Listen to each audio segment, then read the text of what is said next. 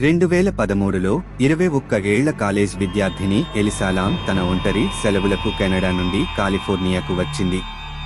ఆమె ఉత్సాహంగా ఉంటూ తన ప్రయాణాలను బ్లాగులు మరియు సోషల్ మీడియా ద్వారా పంచుకునేది.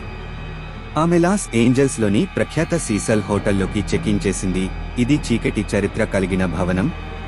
గత కొన్నేళ్లుగా ఈ హోటల్లో హత్యలు, ఆత్మహత్యలు మరియు సీరియల్ కిల్లర్లతో కూడిన ఘటనలు చోటు చేసుకున్నాయి.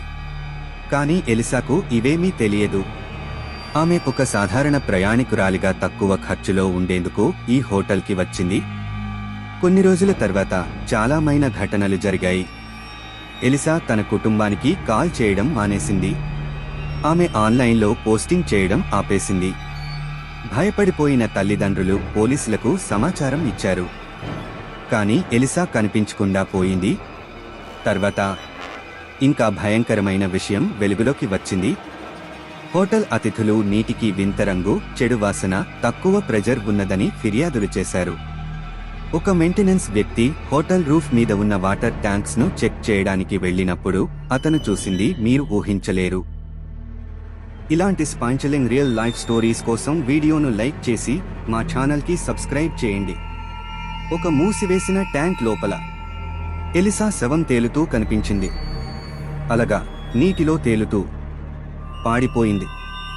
ఎలా వచ్చింది ఆమె అక్కడికి? ఆ రూఫ్కి అలారం ఉన్న తలుపు ఉంది. స్టాఫ్కి మాత్రమే యాక్సెస్ ఉంది. ఆ ట్యాంకులు చాలా పెద్దవి మరియు చాలా బరువుగా ఉంటాయి. ఎలాంటి ఆధారం లేదంతే. తర్వాత బయటపడింది ఆ భయానక ఎలివేటర్ ఫుటేజ్. పోలీసులు విడుదల చేసిన సీసీటీవీ వీడియోలో ఎలిసా లిఫ్ట్లో కనిపించింది. ఆమె బటన్లను ఒకదాని తరువాత ఒకటి నొక్కుతూ బయటికి చూస్తూ ఎవరో వెంబడిస్తున్నట్లు మూలకు పోయి దాగుతుంది. చేతులను వింతగా కదుపుతుంది. తర్వాత అదృశ్యమవుతుంది. ఆ వీడియోలో ఆమె ఒక్కరే ఉంది. కానీ ఆమె భయం, ఏదో కనిపించని భయంకరమైన వస్తువు నుండి తప్పించుకునే ప్రయత్నం చేస్తున్నట్టు ఉంది. ఇది మానసిక సమస్య, హత్య, లేక ఆత్మల పని? ఇప్పటికీ ఎవరూ నిజాన్ని తెలియదు. కానీ ఒక విషయం మాత్రం స్పష్టం, ఎలిసా లామ్ యొక్క లిఫ్ట్ వీడియో ఇప్పటికీ ఇంటర్నెట్లో భయానకమైన మిస్టరీగా నిలిచింది. సీసల్ హోటల్ ఇప్పటికీ తన రహస్యాలను దాచుకుంటూ ఉంది.